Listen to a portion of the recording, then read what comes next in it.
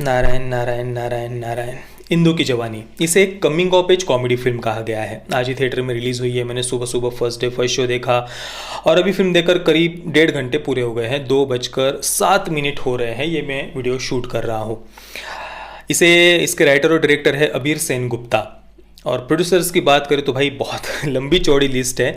भूषण कुमार, दिव्या खोसला कुमार, कृष्ण कुमार, निखिल आडवाणी, मोनिशा आडवाणी, मधु भोजवानी, निरंजन अयंगार, रैन Stephen वगैरह वगैरह बहुत सारे मतलब फिल्म के प्रोड्यूसर्स हैं। फिल्म में मुख्य भूमिका में है कियारा आडवाणी, आदित्य सील और मल्लिका दुआ।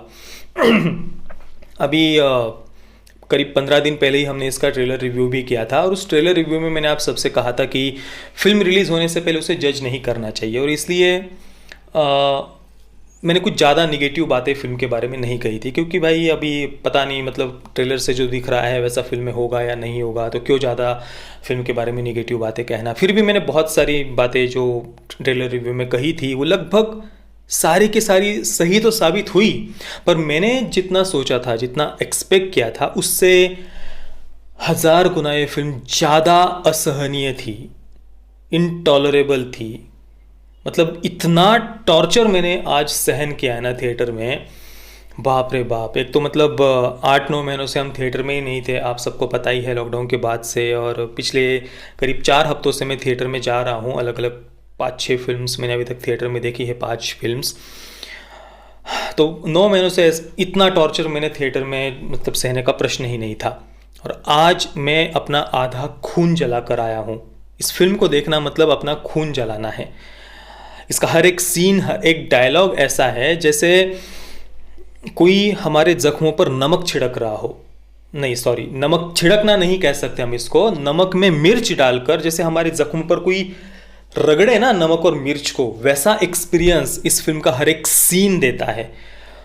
मतलब मैं घर पर आ रहा था ना इस फिल्म को देखकर, इतना अंदर से खून खौल रहा था, ऐसा मैं कहूँगा।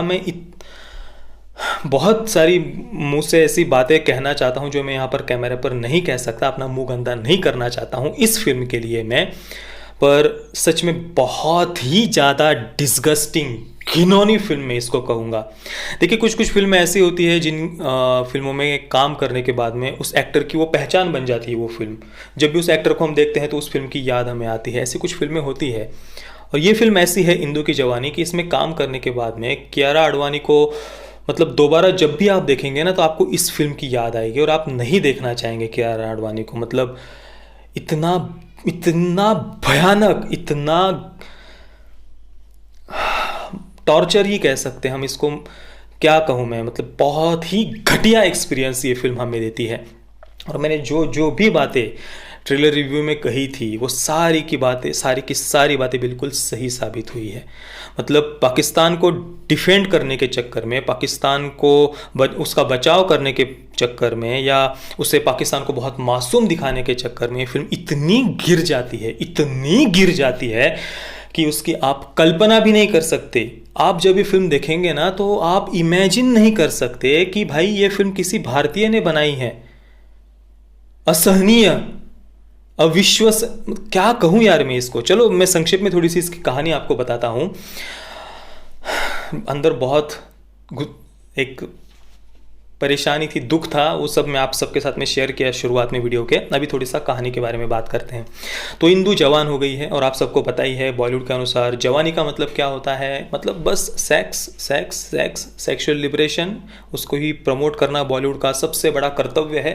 कमिंग ऑफ एज फिल्म या फेमिनिस्ट फिल्में या टीनेज कॉमेडी या टीनेज ड्रामा वगैरह जितनी भी फिल्में हैं, चाहे वो बॉलीवुड की हो, किसी भी एंटरटेनमेंट इंडस्ट्री की हो, हॉलीवुड की हो, लगभग सारी कमिंग ऑफ एज फिल्में, सारी टीनेज ड्रामा, सारे कॉलेज रोमांस, या सारे इस प्रकार की जो फेमिनिस्ट फिल्म्स वगैरह होती है, उन सब में आप देख लीजिए यही होता है, सेक्सुअल लिबरेशन को प्रमोट करना। तो इंदु भी जवान हो गई है, पर यहाँ पर जो इंदु का कैरेक्टर है उसे बड़ा मासूम दिखाया है। मतलब वो कमिटमेंट चाहती है अपने रिलेशनशिप में। अपने 1 साल से उसका एक सतीश नाम का बॉयफ्रेंड है, उसके साथ में वो विवाह करना चाहती है, शादी करना चाहती है। और सतीश को इस प्रकार से फिल्म में दिखाया है कि वो बस उसके साथ सोना चाहता है इंदु के साथ में, और वो कहता है तुम मेरे साथ एक बार सो जाओ, उसके बाद मैं तुम्हारे पेरेंट्स से बात करने के लिए आऊँगा। और केवल सतीश ही नहीं, इस फिल्म में जितने भी भारतीय पुरुष दिखाए गए हैं, मैंने भारतीय स्पेसिफिक जानबूझकर मैं कह रहा हूँ, जितने भी भारतीय मर्द पुरुष इस फिल्म में दिखाए हैं सबको इसी प्रकार से दिखाया है। चाहे वो बच्चे हो, 12वीं में पढ़ने वाले बच्चे हो, या जवान हो, या फिर बूढ़े हो, 55-60 वर्ष के बूढ़े ही क्यों ना हो, सारे के सारे मर्द भारतीय लड़कियों के पीछे, या बच्ची कह सकते हैं, 55-60 वर्ष के जो बूढ़े हैं उनके लिए कियारा आडवाणी का कैरेक्टर तो बच्ची ही होगा। तो बच्चियों के पीछे, लड़कियों के पीछे ये सारे के सारे भारतीय मर्द लार टपकाते हुए, कुत्तों जैसी दुम हिलाते हुए उनके पीछे घूमते रहते हैं। इतनी हवस भरी नज़रों से उनके साथ बात करते हैं, इंदु के साथ, या घिन आती है वो सब देखकर। और सभी भारतीय मर्दों को ऐसे ही दिखाया है। और केवल भारतीय पुरुष नहीं, हाँ, माता का जगराता करने वाले भारतीय मर्द पुरुष, ये स्पेसिफिकली हमें कहना होगा, क्योंकि लगभग सेकंड हाफ में एक माता का जगराता फिल्म में शुरू होता है उस कॉलोनी में जहाँ पर इंदु रहती है। और उस कॉलोनी के जितने भी मर्द हैं या जितनी भी औरतें हैं माता के जगराते में जाने वाली, उनसे इंदु बहुत परेशान है। तो ये मर्द एक सीन में तो इंदु के साथ इतनी हवस भरी बातें करते हैं, और दूसरे ही सीन में जय माता दी, जय माता दी, माता की जगराते में ये लोग इन्हें जाते हुए दिखाया है। तो ये कोई अचानक से फिल्म में, मतलब कोई फिल्म की शूटिंग चल रही थी और माता का जगराता चल रहा था तो उसके बीच में उन्होंने फिल्म को शूट किया है, ऐसी बात तो नहीं है। फिल्म के जो मेकर्स है उन्होंने स्पेसिफिकली माता का जगराता दिखाया है वहाँ पर, कि देखो भाई, ये माता का जगराता करने वाले ऐसे लोग होते हैं, उनसे भारत की बच्चियां, लड़कियां कितनी ज़्यादा असुरक्षित फील करती है। तो ऐसे ये जो माता का जगराता करने वाले मर्द है ना, उनसे अपने आप को बचाने के लिए फिल्म का ये इंदु का कैरेक्टर एक पाकिस्तानी के साथ रहना भी ठीक समझता है। पाकिस्तानी के साथ भी वो अपने आप को सेफ फील करती है, जबकि वो उस पाकिस्तानी को आतंकवादी जब फिल्म में समझ रही थी, मतलब उसकी सच्चाई तो बाद में पता चलती है उस कैरेक्टर की, पर जब वो उस पाकिस्तानी को आतंकवादी समझ रही थी उस समय भी वो उसके साथ रहने में सेफ फील करती है। इतना ज़्यादा इंदु का कैरेक्टर वो माता का जगराता करने वाले लोगों से परेशान है, इतना वो डरी सहमी हुई है उन माता का जगराता करने वालों से। अब ये पाकिस्तानी कैरेक्टर उसके घर में कैसा है, इस पर हम बात करते हैं। तो ये जो इंदु है उसकी फ्रेंड है, वो मल्लिका दुआ ने वो कैरेक्टर प्ले किया है। तो ये बड़ा ही मॉडर्न और खुले विचारों वाला दिखाया है उसे। तो वो इंदु को कहती है कि भाई दुनिया कहाँ से कहाँ चली गई, कितनी फास्ट फॉरवर्ड में दुनिया आगे बढ़ रही है, और तुम क्या ये शादी, कमिटमेंट वगैरह इन चक्करों में फंसी हुई हो। अभी तो भाई वन नाइट स्टैंड का ज़माना है, अगर तुम अपने बॉयफ्रेंड को खुश नहीं करोगी, उसके साथ सोओगे नहीं, तो ये मर्द तो तुम्हें छोड़कर चले जाएंगे। मतलब फिल्म में मर्दों को इसी प्रकार से दिखाया है कि भाई वो तो बस सेक्स के पीछे भूखे होते हैं। तो अगर तुम उनको बिस्तर में खुश नहीं करोगी, उनके साथ सोओगी नहीं, तो मर्द तो तुम्हें छोड़कर चले जाएंगे। इसलिए शादी से पहले या कमिटमेंट में जाने से पहले तुम्हें बड़ा अनुभव होना चाहिए सेक्स का, और इसके लिए तुम्हें डिंडर पर जाना चाहिए। तो डिंडर मतलब टिंडर का डायरेक्टली नाम उन्होंने नहीं लिया है, डिंडर नाम लिया है। और पूरी फिल्म में ऐसे ही वाहियात विचित्र शब्द उन्होंने यूज़ किए हैं, जैसे कि डिंडर, कैफ़े कॉफ़ी, बे, फेक बुक, हनी लियोनी, गोमाटो वगैरह वगैरह ऐसे नाम उन्होंने फिल्म में लिए हैं। तो इंदु की फ्रेंड उसे सजेस्ट करती है कि भाई तुम ऐसे वन नाइट स्टैंड वगैरह लड़कों को ट्राई करना चाहिए अपना अनुभव बढ़ाने के लिए। तो फिर ये पाकिस्तानी भारत में आया हुआ होता है, उसके कुछ परिवार वालों का ऑपरेशन वगैरह है और उनसे मिलने के लिए आया हुआ है। तो वो सोचता है कि चलो यहाँ पर भारत में किसी से मिलते हैं। तो वो डिंडर पर जाता है पाकिस्तानी, और उसी समय ये भी इंदु भी डिंडर पर जाती है और वो दोनों मिलते हैं। और मिलने के बाद में फिर इंदु उसे कहाँ बुलाती है, डायरेक्टली अपने घर पर बुलाती है। फिल्म में ये बताया है कि भाई इंदु को अपने चरित्र की बड़ी चिंता है, समाज उसके बारे में क्या सोचेगा इसकी बड़े उसे चिंता है।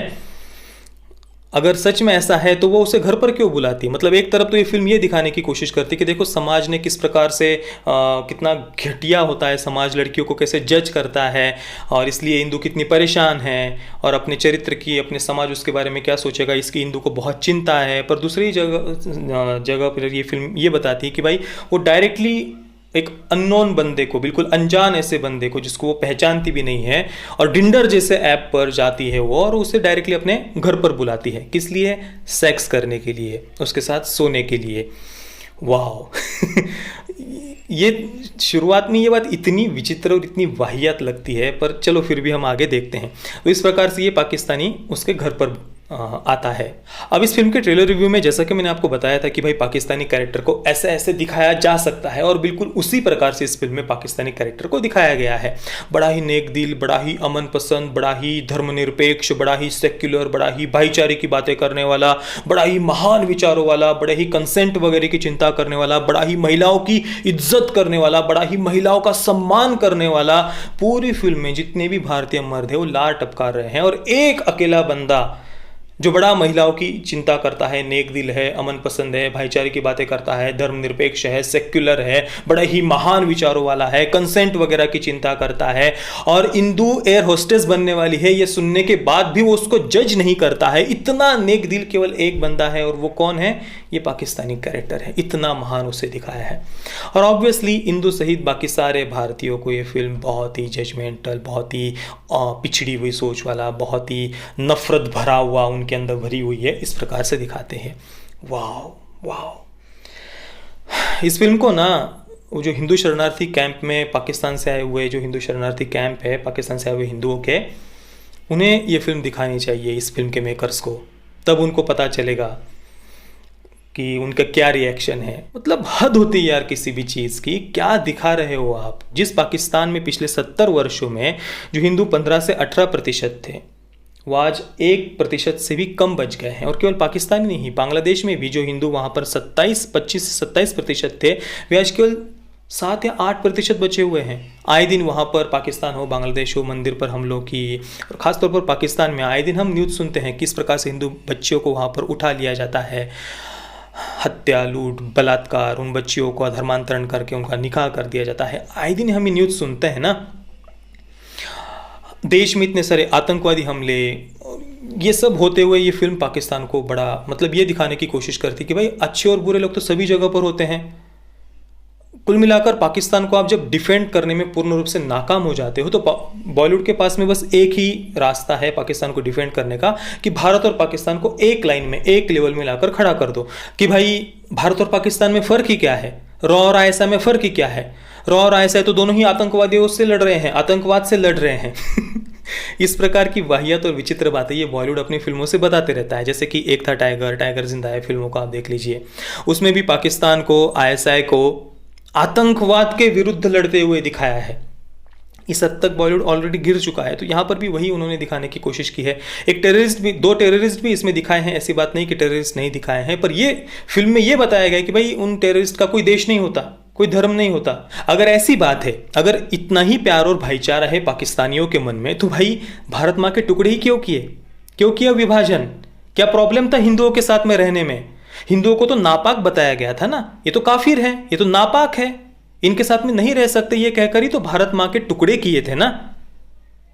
और अभी हमारे ही देश की फिल्म इंडस्ट्री बॉलीवुड उल्टा भारतीयों के ही जख्मों पर नमक छिड़क रही है, और ये कह रही कि भाई तुम नफरत फैलाते हो, तुम्हारे मन में नफरत भरी हुई है, तुम्हारी सोच गंदी है। ये हमारे ही देश की फिल्म इंडस्ट्री हमें बता रही है। और ऐसा केवल बॉलीवुड की फिल्मों में ही होता है कि भाई पाकिस्तान और आतंकवाद का कोई कनेक्शन नहीं है, बाकी तो पूरा विश्व पाकिस्तान को आतंकवादी देश मानता है। पर बॉलीवुड अपने ही किसी अलग लाला लैंड में रहता है। इवन खुद पाकिस्तान की गवर्नमेंट ये खुलकर बातें करते हैं कि भाई हमने भारत में ये आतंकवादी हमला किया। वो खुद पुलवामा हमले की जिम्मेदारी लेते हैं, 26/11 होने के बाद में उसकी वो जिम्मेदारी लेते हैं। पर हमारा बॉलीवुड किसी अलग ही लाला लैंड में रहता है। और केवल पाकिस्तान की गवर्नमेंट नहीं भाई, वहाँ के बच्चों के या वहाँ की डिबेट्स में जो बातें की जाती है, गज़वाए हिंद की बातें की जाती है, यार मैं सब वो ट्रेलर में मैंने सब बातें ऑलरेडी कही हुई है, दोबारा वो सब बातें मैं यहाँ पर करके वही रिपीट नहीं करना चाहता हूँ। बाकी इस फिल्म के बारे में बोलने जैसा कुछ है नहीं। फिल्म के सॉन्ग्स की अगर हम बात करें तो खाओ पियो ऐश करो, एक ही रात की तो बात है, जल्दी जल्दी हुकअप करो, ऐसा ही कुछ एक सॉन्ग है फिल्म में। बाप रे, मतलब क्या उसके लिरिक्स है, क्या लिख रहे हो आप। खाओ पियो ऐश करो, एक ही रात की तो बात है, जल्दी जल्दी हुकअप करो, ये सॉन्ग्स है। क्या भरा हुआ है इन लोगों के दिमाग में, और ये क्या लिखते हैं, क्या कहे इन लोगों के। छोड़ो यार। कुल मिलाकर अगर आप अपना खून नहीं जलाना चाहते हैं तो इस फिल्म से हो सके उतना दूर रहिए। मैं इंदु की जवानी को दूंगा 0 out of 10 stars. Parental guidance की अगर हम बात करें तो फिल्म का विषय ही सेक्सुअल लिबरेशन का है। वन नाइट स्टैंड वगैरह की बातें तो की हुई है ही फिल्म में। डायरेक्टली सेक्स उन्होंने तो फिल्म में नहीं दिखाया, ऐसी कोई न्यूडिटी वगैरह भी नहीं है। पर बड़ी ही विचित्र विचित्र डायलॉग है, झंडे गाड़ने वाले वगैरह इस प्रकार के। एक सीन में तो इंदु यहाँ तक कहती कि भाई ऐसा लगता है जैसे गाजियाबाद में बस मेरे बाप और भाई को छोड़कर बाकी जितने भी मर्द हैं वो मुझ में अपना झंडा गाड़ना चाहते हैं, इस प्रकार का फिल्म में डायलॉग है। और फिल्म में एक जगह पर हरामी शब्द को म्यूट किया गया है, हरामी शब्द था मेरे ख्याल से वो। और दूसरी तरफ झंडे गाड़ना, मुझ में झंडा गाड़ना चाहते हैं मर्द सारे, और इस प्रकार के शब्द। और अडल्ट फिल्म्स वगैरह के, पॉर्न फिल्म्स वगैरह के भी उल्लेख फिल्म में किए गए हैं। तो भाई बच्चों के साथ में तो देखना छोड़िए, आप भी हो सके उतना इस फिल्म से, इस डिस्गस्टिंग फिल्म से दूर रहिए। जय श्री राम, वंदे मातरम।